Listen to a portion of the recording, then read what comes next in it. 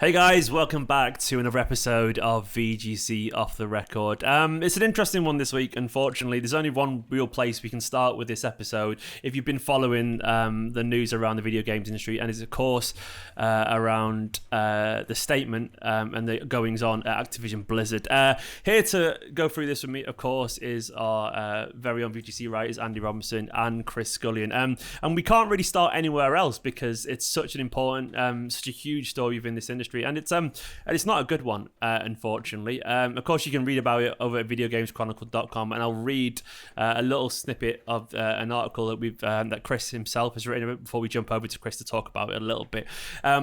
Activision Blizzard employees have said its CEO's response to last week's sexual harassment and discrimination lawsuit doesn't address their concerns. The California Department of Fair Employment and Housing filed a discrimination and harassment lawsuit against the publisher last week, claiming it found evidence that it discriminated against female employees in terms and conditions of employment, including compensation, assignment, promotion, termination, constructive discharge, and retaliation, and that female employees were subject to sexual harassment. As you can imagine, it's been big news, and rightfully so, within the video games industry this week. Chris, I know both yourself and Andy have obviously been paying, given what you guys do, writing about it, you've been paying a lot more attention to this than some people maybe who are watching this would have been. Are you okay to summarise this story for us? Because you probably know the ins and outs a lot more than I would personally, and it's such a sensitive subject that I don't want to get things wrong, and I don't want to say things because it means too much. So are you all right to step in with this one, mate?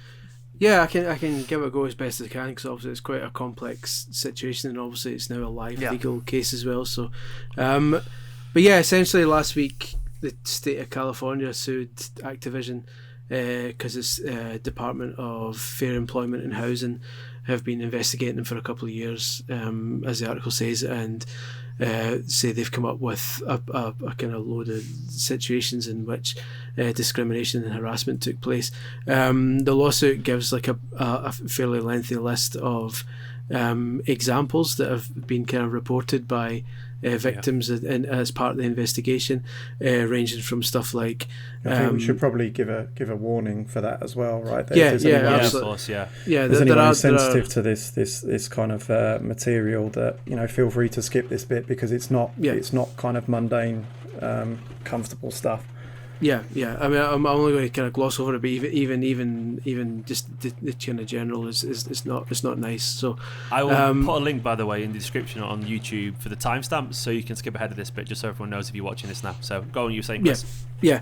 So they come up with a bunch of kind of examples that were kind of stated by victims that they gave reports of things they said had happened to them. So it ranges from like female employees being passed over for promotion despite doing more work, to stuff like male employees getting promotions ahead of them and sitting and playing Call of Duty all day while delegating work to the women, all in unequal pay, all the way up to stuff like this harassment stuff with men literally crawling from cubicle to cubicle to harass female workers. And one report, and again there's a kind of a grim subject, so maybe skip ahead if you're not if it's a bit much, but to the report of someone actually taking their own life at a company kind of meeting, a company do, but because like of the way she'd been treated. So yeah, it's grim, it's grotesque, it's not great. I mean, in the ensuing the days that have followed, you've had situations like Bobby Kotick, the Activision CEO, has come out with a statement saying, initially Activision came out quite defensive against it and said that the department had seen differently to what they claim is actually going on, and they claim that everything's okay now, and they're against discrimination and all this kind of stuff. And then Bobby Kotick came out and apologised for that kind of tone and saying that it wasn't good, and going through all the kind of weird listing and stuff. But Activision Blizzard employees, I should say, staged a kind of walkout a day or two ago, and have since signed an open letter from thousands of their employees have signed it now, basically demanding like proper change and not just saying we'll do better and leaving it at that. And since then, Ubisoft employees have also signed their own letter in solidarity with them, and also continuing to criticise Ubisoft's own practices, because obviously Ubisoft's had its own reports like this over the years, and despite claims that they were trying to improve, Ubisoft employees claim that there are still some people involved in those previous events that are still at the company. So it's grim, and it's not going anywhere until this is resolved, I think, and probably for the best. It's becoming all too common, isn't it? Yeah.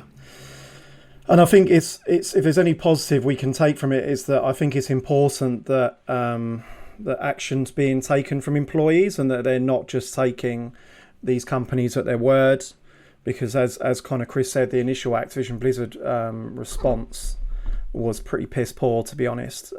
It pretty much dumbed down all the claims in the California lawsuit that this is not a fair representation of us and what have you. I mean, the fact that we're seeing these kind of sexual harassment, discrimination claims coming up time and time again in the games industry over the last couple of years, companies, Activision and Ubisoft and Riot Games and kind of Quantic Dream, Insomniac, it's very clear that this is a cultural issue rather than something that's just an issue with one individual company or people. It's for the first 25-30 years of this medium, it's this industry's been a boys' club, right? Games were marketed towards, I remember, 18 to exactly. It's pretty shocking now if you go back and you read a magazine from the 90s. It's of its time, but games were marketed as boys' things. I mean, games have always been played by women and people of all different demographics, but they were marketed mainly towards 18 to 30-year-old men. That's what it was. And really, the big change from that approach, from a marketing point of view, from positioning point of view, came in the 2 years between the Wii coming out and the App Store coming out, and really revolutionising, kind of jump boosting the expansion of games into different demographics. I think we all remember the Christmas where we all played Wii with our entire family who previously wouldn't have touched a video game. So games are for everyone, and there are still people left over from those times. And this is a hangover, I think, that we're seeing, where these are deep-rooted cultural problems that are not easy to fix. You're seeing stuff like Ubisoft. The Ubisoft, supposed restructuring has been happening for a year now, and from what we're reading and hearing, it's still not. It's still not enough, right? I mean, not that I don't know who, if anyone, expected that to be a quick fix. A company of thousands of people, but really, it's disappointing to hear that there are still, alleged abusers in positions of power and stuff like that. But the bottom line is that it is a cultural issue. Mm-hmm. I mean, one of the things that came out in the stories this week, which was particularly, kind of shocking, was the kind of the alleged exploits of a World of Warcraft designer. Bear with me. I'm going to see if I can get his name. It's Afrias. I'm going to pronounce this terribly. Afriasabi. Alex Afriasabi, yeah. Yeah. Who, there's he's specifically mentioned in this California lawsuit as an abuser. Mm. And one of the particularly colourful alleged incidences that have been kind of circulated in the media this week has been this kind of meeting room or room. I think it might have been around a BlizzCon event that they kind of dubbed the Cosby room. Mm. And obviously, it's really clear what the joke is there. I mean, it's a rape joke, isn't it? Yeah. And I was watching Jeffrey Grubb earlier on his Giant Bomb show, And I think he nailed what really sums up a culture issue with that kind of Cosby room is that if I made a rape joke like that so publicly, I mean, it's not like just a thing like with a colleague. There's pictures of tons of colleagues in this room. They've got a picture of Bill Cosby, on the wall. If you made that joke in a proper company like Blizzard, you'd expect to be sacked or at the very least strongly disciplined, right? Mm-hmm. So the fact that there are very clearly the real issue is the biggest issue is not that these incidents have happened, it's that these incidents have been known to have happened by the people in charge.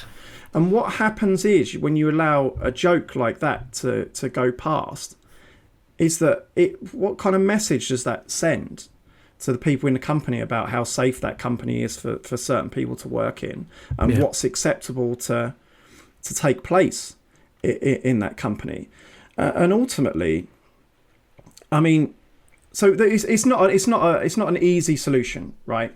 Like these companies need really deep rooted process driven changes in their HR departments and how they deal with reporting of issues like this, so that it's very clear that they can't take root like they allegedly have at companies like Blizzard, where it sounds like a cultural, systemic problem. And if they don't do that, who would want to work at? I mean, their reputation. This is the least of the concerns, but they're never going to recover their reputation. Who wants to work at companies like this now? I mean, Ubisoft. It's been going on for a year now, but everything that I'm hearing from Ubisoft is that they've got a massive talent drain at the moment. I think recently in a corporate report they kind of raised the risk of keeping their talent a big issue. And I mean, there was a story that I was working on recently that I've not published, but I think is kind of relevant to this conversation. I've been speaking to a lot of kind of former and current employees at Ubisoft Toronto, who were part of the kind of the reporting last year on the kind of the discrimination and kind of sexual harassment stuff. And it sounds like they're still, even a year later, really struggling to deal with their culture, allegedly, I should say. Yeah. But the only thing that is not alleged is that practically all of their senior design staff have left. I mean, Far Cry 6 is not even out until October? The game director's gone. The creative director went a while ago. The head of that studio, Ubisoft Toronto, went earlier this year. The head of communications. Go and put the Watch Dogs Legion's credits through LinkedIn and see who's left there from the first 25 design names in Toronto. They're gone. The creative director's gone to Montreal. It got out of Toronto. The game director's gone on that. All of the senior design leads are gone. I've been told that the third creative director on an unannounced project's gone. You don't want to work in that environment. Yeah. Is it a case of that people are losing off their own accord there in this situation? I mean, obviously we don't want to speculate too much, but as far as you're aware, that's what I've been told. I mean, why would you want to work in that environment if they're not committed to? I mean, clearly you see from the Ubisoft letter this week, which Ubisoft then responded to and sort of pledged to carry on changing, which fine, but that you don't want promises, right? You want real action. Yeah. I mean, imagine you work in that company and you see all this stuff publicly, and there's people who, known to have kind of abused their position, and they're still kind of in power. It's So it's not. Wonder, Go on. No, go on, Karen. I mean, I was just going to summarise it really. I mean, obviously, it's been a difficult week of reporting on this. Been a kind of a lot of emotions come to it. One being anger, to be honest. But I do feel that it's positive that there was a walkout and these employees seem to be. I mean, obviously they're not. There's calls to unionise, but it kind of fit, but they've not. But it does feel like there's some kind of beginnings of that, like that they're mobilising together, the employees of these companies. I mean, it's only a small number really in the overall size of these companies that have signed this open letter and stuff, but I like that they're not kind of taking the company at their word, because in the past Activision would have put out a statement and gone, "Oh, I promise we'll sort it," and it would have, it would have gone away. But it's not. It's clearly not going away. I hope. This is the thing, that the only way real change is going to actually happen is that the words are then followed up by actions, because again, we're dealing with allegations here, but like Andy was saying with the Ubisoft situation, I would assume there are employees there who are kind of disappointed and kind of despairing at the fact that people who had been alleged to have done things in the past are still hold senior positions, and they've just been moved around at the studio. And the only way this is going to change is people who have been known to be involved in these things basically have to get punted, and for there to be for this healing process to even begin, because there needs to be a complete cleanse of anyone involved in that sort of thing, and there would then be a period where companies would be wary of it for the wrong reasons. They would be stamping it out for the wrong reasons, i.e.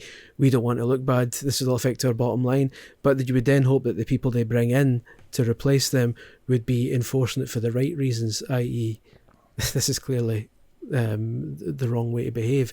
So it's a process that needs to be followed, and the first hurdle in that process is making sure the people involved in allegations like this are nowhere to be seen in that company, and hopefully the industry as a whole. It's just you feel for the people who obviously some people have left left Ubisoft, and all power to them because they want to move away from the culture. It's great, but I mean, not everyone who feels that way at that company will be able to do that for financial reasons, and some people will be left there, fighting that, possibly left surrounded by some people who are more towards that culture than they would like. So it's just a horrible scenario for some people caught right in the middle of this. And the one thing I will say is like the one positive, maybe the more eyes on this right now is potentially this could affect these companies where, if we're being totally cynical and honest, where a lot of them really care, which is the bottom line, and that's it. And it could be that is the way that maybe there's some changes in some places are forced. You would hope it would come from better attention, and I'm sure there are very good people at the top of all these companies, but this is clearly a systemic problem within this games industry, and there's more and more stories coming out. This is not a tide that's been stemmed, that we're seeing more and more of this. And I guess all we can do on podcasts like this is all we can do is draw attention to it, because this is important. There are people behind these games that we play, and that people have felt that low, and that they go to this court, and the horrific things that have happened that you mentioned earlier happen through the development of a game. We all know there's always going to be terrible people. There will always be terrible people, but we cannot normalize this within the industry.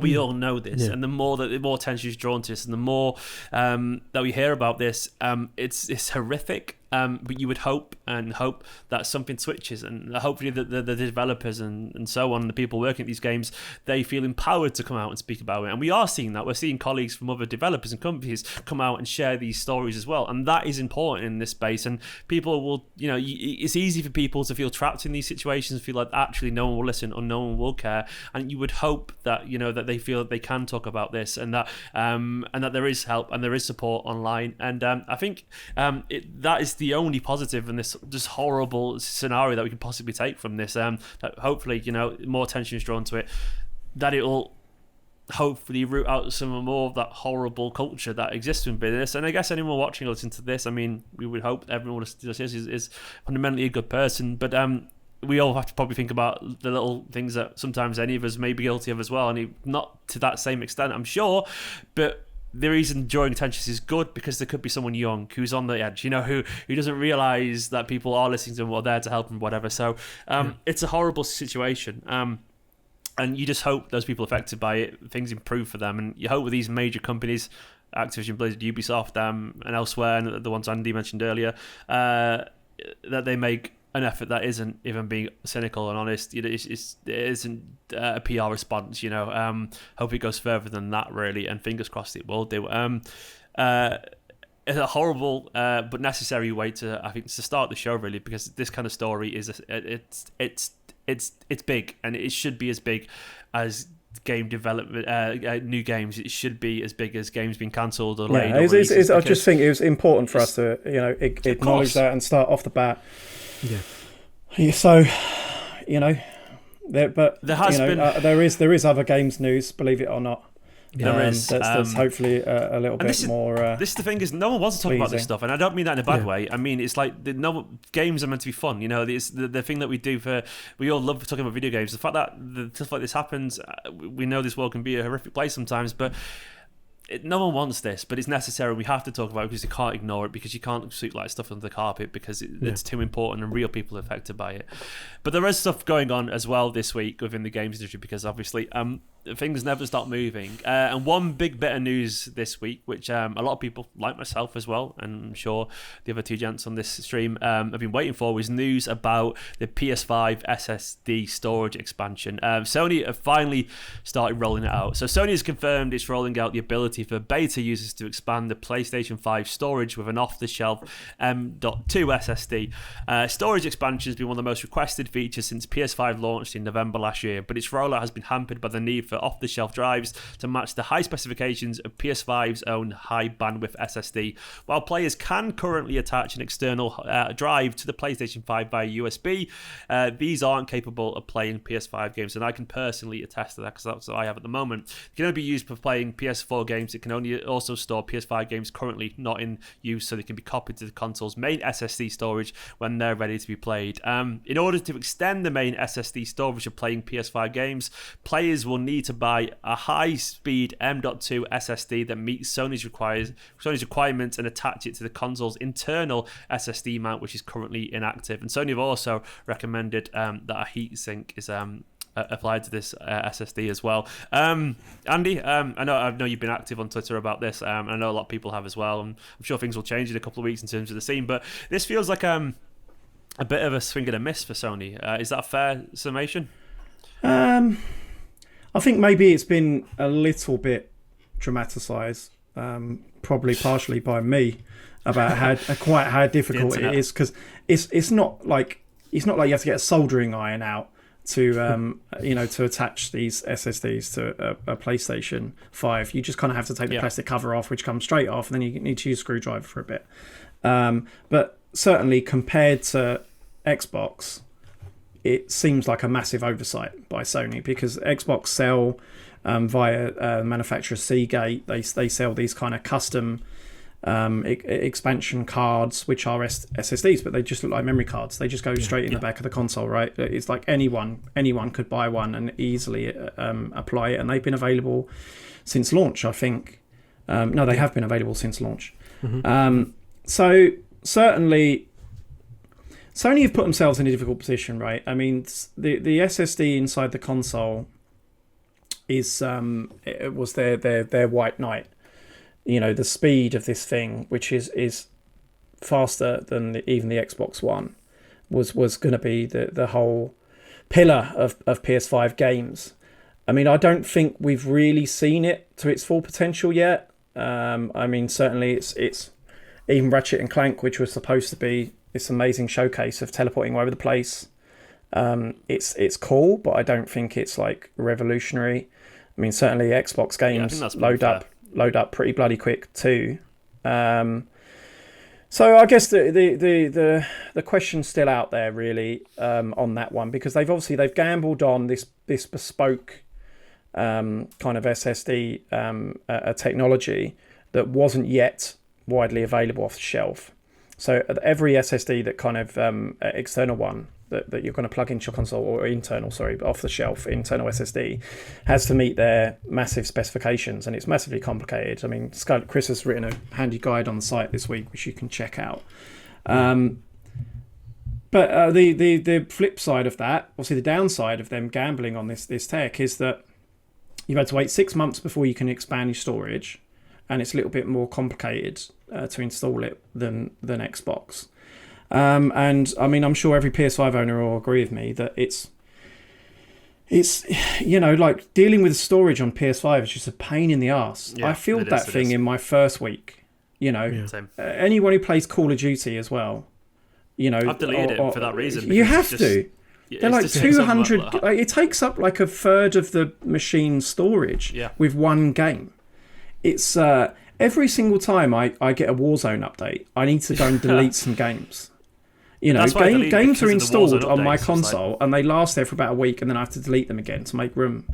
It's I mean, okay, it's not. I mean, I've got a really fast internet.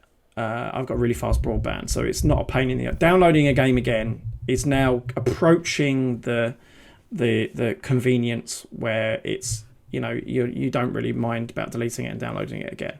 Yeah. But yeah, it's long overdue this. But there's still big barriers to entry, which not least I should mention is the price, right? I mean, a terabyte SSD to expand your storage on PS5, you're looking at like approaching $300 for a terabyte.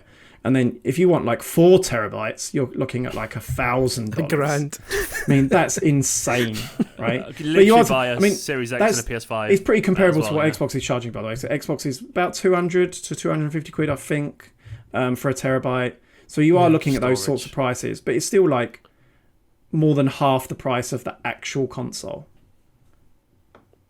This is the thing, is like you said, Sony kind of missing it. Like the narrative for the past, 7, 8, even nearly 9 months now has been that Microsoft's solution was convenient but pricey, because the general opinion of some was that, oh well, at least if you can buy an off-the-shelf SSD, then the pricing will be competitive and these will get cheaper over time. But the reality now is that because Sony's requirements are so large, obviously anyone who knows about storage knows that all SSDs are not born equal, and so to get one that fits Sony specifications, you're talking the high end of the market.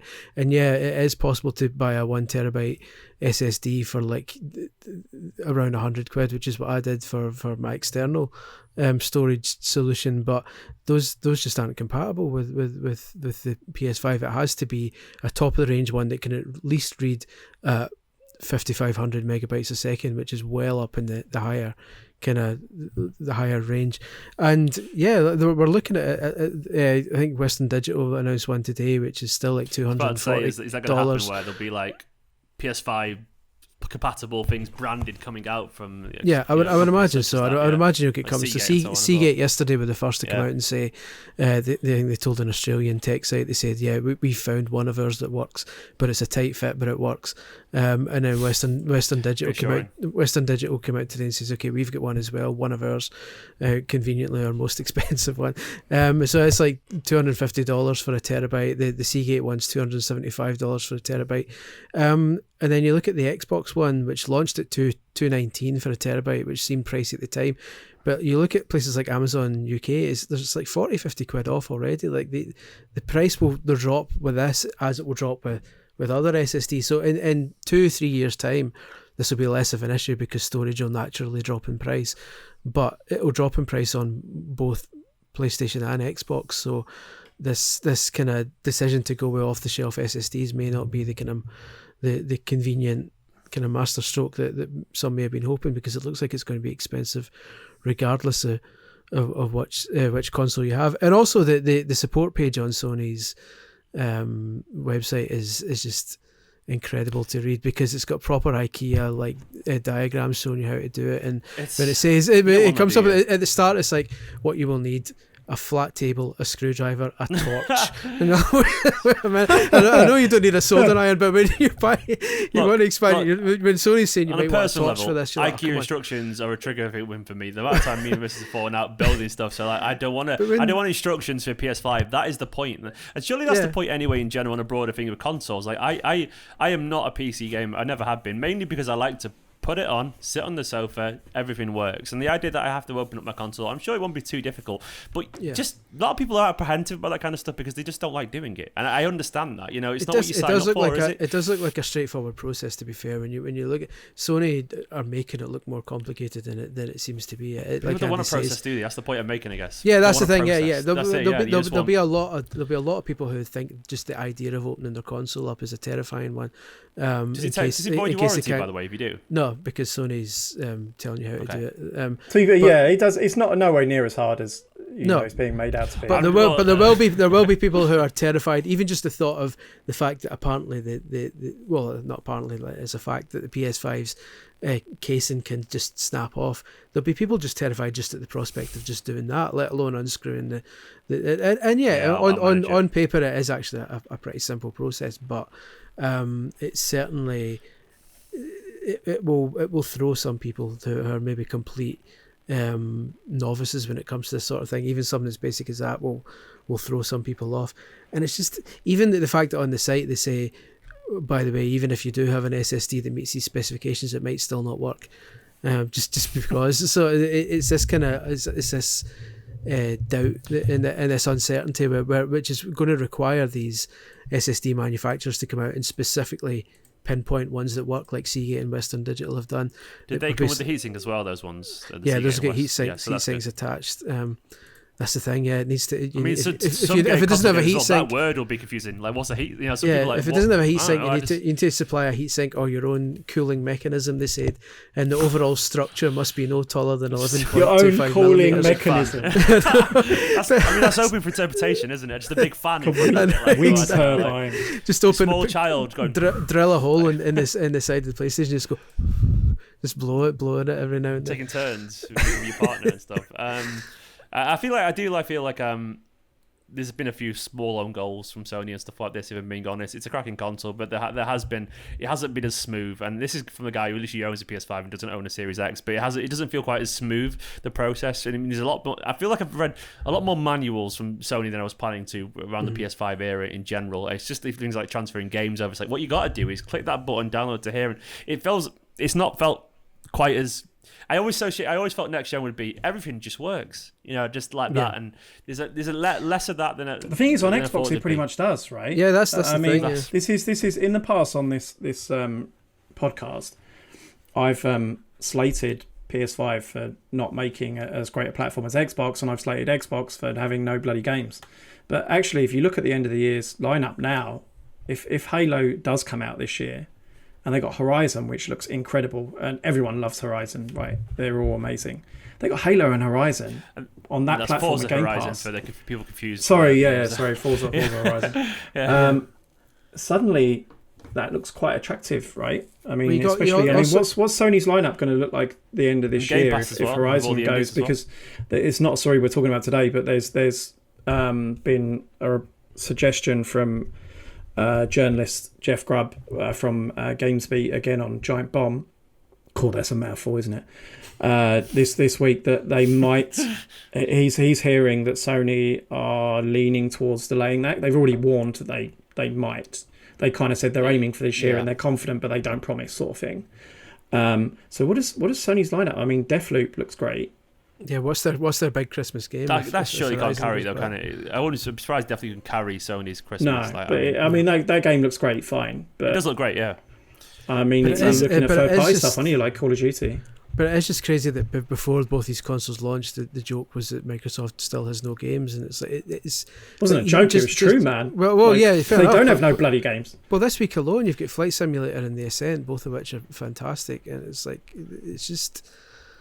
I don't know. It's starting to happen, isn't it? When I said it at the time, a month or so ago, it was a fair comment. I stick by it. Yeah, it's definitely getting there. When you see all the games coming to Game Pass on day one, especially, obviously, Chris reviewed as well The Ascent, which is, I'm not saying it's a blockbuster in the way these are, but it looks a pretty cool game, and it looks great. And there's a reason I'm refreshing Amazon and everything constantly, because I'm really drawn towards Game Pass, and I feel like they could really sweep up. If, for example, if Forbidden West is delayed and whatever, and the perception could change very quickly, can't it? In games, especially given the noise around things like this, because Sony doesn't want this noise. I mean, maybe it has been overplayed, but the first impression, unfortunately, is really important, and maybe the damage has been done a little bit in the perception there. But moving up. Nintendo has reportedly removed content from the Tokyo 2020 Olympic Games opening ceremony at the last minute, and that's according to Japanese magazine Shukan Bunshin. I've probably absolutely butchered that, I apologise, which claims to have obtained more than 10 scripts proposals for Tokyo's 2020's opening ceremony, which allegedly revealed that Nintendo had been actively planning a scrapped video game sequence for the show. Of course, the opening ceremony was held last week on July 23rd, and its sole video game reference took place during the Parade of Nations, the lengthy process in which all 11,260 athletes taking part in the games entered the arena. This section was accompanied by the orchestral renditions of music from video games developed in Japan, including the likes of Final Fantasy, Monster Hunter, Dragon Quest, Sonic the Hedgehog, and Chrono Trigger. This is a big shame. Because I mean, I think it's fair. You've asked a lot of people to name some things out of Japan. They were pretty certain they're going to say Nintendo. What's your make on this, Andy? I liked writing this story because it kind of scratched an itch for me, because I watched the ceremony live as Chris did. Mm-hmm. And that was the thing, right? It's like, where the hell is Nintendo? No, Nintendo, like Mario, Zelda. It was such a big Pokemon absence. The fact that they played all this video game music and there was no Nintendo stuff, right? It was clear that something had happened. I mean, the absence was even more surprising, considering that Nintendo was basically the star of Tokyo 2020's first ceremony, which was at Rio 2016, mm-hmm. the closing ceremony. Yeah. When the Japanese Prime Minister Shinzo Abe, he was dressed as Mario coming out of a warp pipe with a whole CGI sequence of Mario, creating a warp pipe from Tokyo to Rio to get him there. And then suddenly you watch, the main event, and it's just there's no connection, right? I mean, the deeper story behind this is that it's putting it lightly to say that it's been chaotic, Japan's planning for this. Yeah. They've gone through 2 or 3 creative directors, I think, on this show, on the opening show.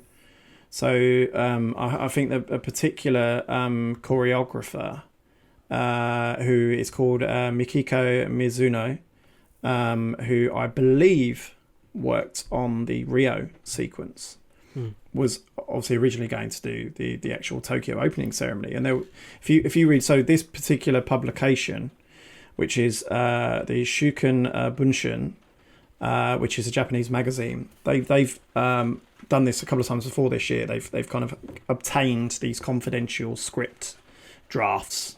So they reckon they've got more than 11, I think, drafts. I've just read ahead. This draft, by the way, that didn't happen, is just incredible. Yeah, I'm sure you're going to get to it, but it's so amazing. Good. It's so good. It's like the show was supposed to open with like an Akira motorbike driving into the stadium. Like, oh my God. Like, this is, you go back and you watch London 2012 now, and I still watch it sometimes, by the way. It just makes all the other opening shows before and since recently look like absolute tripe.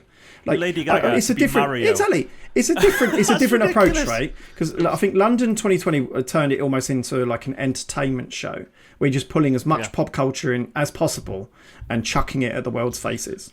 Whereas a lot of other nations, I think like Rio and China and now Tokyo, have treated it more like a performance. There's a lot of like lovely dancers and stuff, rather than here's Mario, here's Pokemon, Dragon Ball, Godzilla's in the stadium. It could have been like a really good version of Ready Player One, with just like everything fighting each other. I would have been well up for that. But still nothing will surpass the Olympics there. It's like London 2012 would have like Deep Purple and then Paul McCartney and then James Bond jumping in the stadium. We could have had Sonic racing Mario. We could have had the Sonic Olympics literally happening. We could have had all this kind of stuff. But it sounds like essentially that's what they had planned. I mean, we're digressing slightly. That is essentially what. No, this is the important bit. Miyamoto, apparently, Shigeru Miyamoto himself was involved in the planning of a sequence that was going to be inspired by 8-bit video games. And he was travelling to Tokyo on a weekly basis for meetings. That's how involved he was in the planning of this sequence. And then, once the Olympics were delayed a year because of the pandemic, by which point a new creative director was brought in, who himself later resigned because he was a bit of an idiot by the sound of it. He kind of ousted the previous one and like just rejigged everything. So it sounds like it's basically, going by these documents, this guy's made to look pretty bad because he's responsible for bringing in all of the pretty disappointing stuff that we got and getting rid of all of the awesome Akira and Mario stuff that we didn't. And Nintendo, rightly, allegedly, according to this particular magazine, were not in a great mood that they'd been sending Mr. Miyamoto down to Tokyo once a week, which is probably a 4-hour round trip for a sequence that they just removed for a laugh. And they say that a script draft that was dated just a month before the final event, which took place on the 23rd of July, had 5 Nintendo songs in it from Mario, Pokemon and Zelda, and obviously they weren't in the final show. So it's worth noting, important context, that a lot of kind of sponsors have been scaling back their involvement. I think Toyota pulled all their advertising because, you know, the Olympics obviously has faced kind of widespread criticism in Japan because of how prevalent coronavirus still is out there. They've been very slow to get their vaccination program going. So there is some of that, right? You wouldn't be... Nintendo are a very conservative company. It would fit their mold if they also looked at that and thought, we don't think this is appropriate. But yeah, overall, disappointing, right? We would have loved to have seen this show. Lady Gaga coming out of a bloody warp pipe. Dressed as Mario. Yeah, that's a weird one, because I mean, just nothing to do with Japan unless she's that superstar though, isn't she? That stinks to me as something that someone's put on a PowerPoint. they've not it does seem like it, doesn't it? In the events actually, I've been planning before, that's the sort of thing you do. Nobody we'll actually speak to Lady Gaga later. Yeah, we'll get I don't know. Dua Lipa will fly in dressed as Sonic, you know, and like it'll kick off. Would Lady Gaga dressed as Mario have been better than the Spice Girls standing on top of taxis driving around the Olympic Stadium? Yes. No. Yes. It's got to be Spice Girls. London 2012 opening was brilliant. I mean, we're on a games podcast, so so I'm going to side with. But Mario hats are overdone. Mario hats are overdone. If she came out dressed as a guy from Balloon Fight, then I'd be up for it. about some niche, then I'd be sold. Driving in a bloody F-Zero car. In real life, Splatoon kind of thing. That would have been quite fun as well. Exactly. Get Splatoon in the Olympics. That's what I want, actually. Listen, there's always the closing ceremony, so let's not count our chickens yet. We might get Lady Gaga. She's pulling on a green overall. She's going as Luigi. No, Waluigi actually. It's going to be. Should we turning up for the closing ceremony? The links or whatever the next one is. What, Paris? Next story, away from Lady Gaga in overalls. EA's brand boss says the term gamer is outdated. Now, I can hear thunderous rain. By the way, is that down in London? Yeah, is it raining? No, it's fine. It's just I'm in a loft, right? So I have windows facing the sky. So if I wanted to ruin this podcast, then this would be the best room to do it in. No, it's fine. I just wondered what it was. I wasn't sure if someone was crashing into your house outside. I was just making sure you're okay. Lady Gaga. Anyway, yeah, Lady Gaga. It's the tears of a collective nation pelting down on Andy's window. Interactive entertainment is so widespread and takes so many forms that the term gamer is an outdated one. That's the view of Electronic Arts VP of brand Elle McCarthy, who told Adweek that the convergence of gaming and everything in culture means almost everyone is now a player. Gaming is no longer a medium or an industry. It's simply interactive, she said. You can now interact with almost everything through play, from an interest area like interior design to movement like Black Lives Matter or exploring your sexual identity, she said. According to McCarthy, there's really no such thing as gamers at all, and understanding that will be crucial for marketeers hoping to engage in interactive entertainment space. She went on to say that the recent rise in more lo-fi live service games allows faster integration of culture than ever before, and this is a huge opportunity for marketing and forces a more audience-first and fluid approach of brands looking to engage authentically. McCarthy claims that just 40% of players describe themselves as gamers, and the figures drops to 6% for women.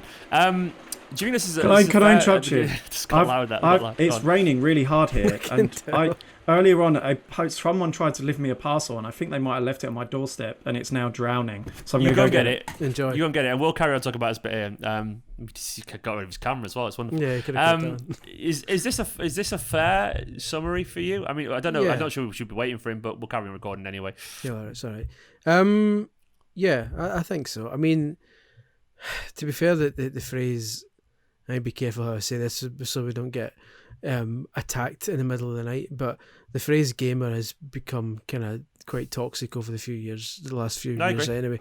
It's been kind of appropriated by people who are using it for not the best reasons, and it's certainly in I think if Andy was here, he would have been saying it before me, but the word gamer isn't actually in VGC's style guide. We use player instead of gamer, but partly because of the connotations that come with it.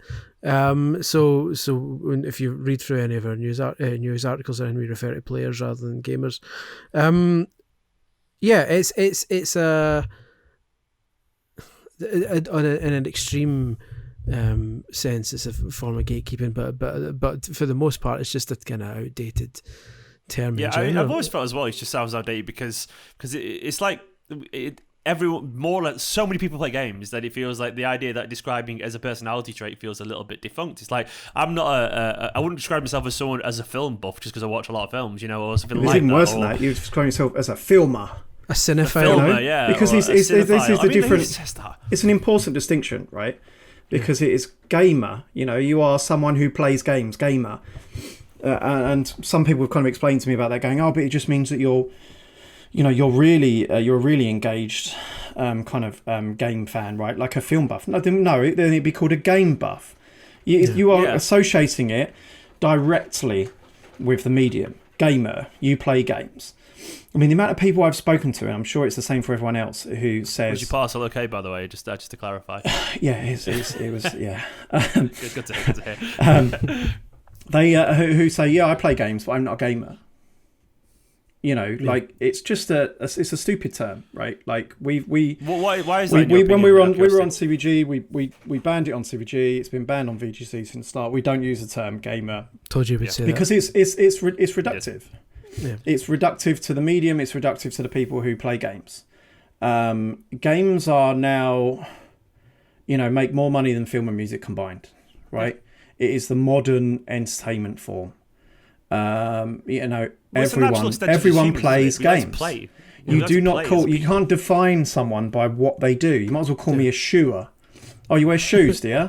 Yeah, shoer. I drive a car. I can drive, therefore I'm a driver. I've got a soul, but I'm not a soldier. Foodie, by the way. Foodie. We literally cannot live without eating. Like, the idea that we are all foodies by very definition of life. And gamer is just a stupid term that we need to stop using. Yeah. And to be honest, like I agree with what this lady is saying here. She's the brand director, is she? VP of brand. VP of brand.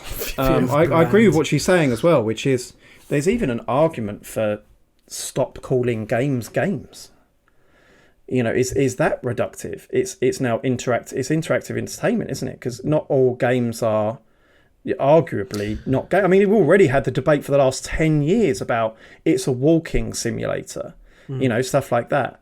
Is it a game?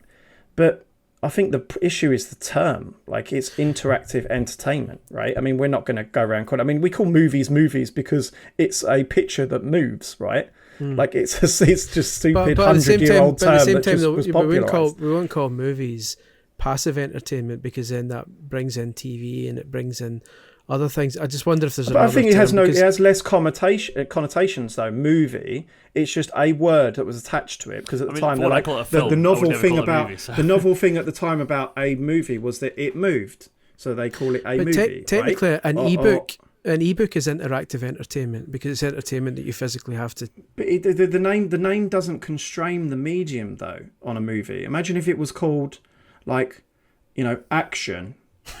Whiz bang. I'm gonna go and see an action. Oh, that isn't an action. It's a love story. Yeah. Do you see the point I'm trying to make? Is that it's broad enough that it kind of encompasses everything, whereas games already feels a little bit trite, I think. It's just difficult to find an alternative. I mean, to be honest, I don't really like interactive entertainment. It feels a bit too wordy. It doesn't I'm a fan of interactive entertainment. To me, I mean that phrase has been used. I mean, I'm sure it has. I just don't like it. That's an honest opinion. I feel like it feels a bit too. I mean, that's what E3 is, Bandersnatch. Is this issue announcing that we're changing our name from VGC to IEC?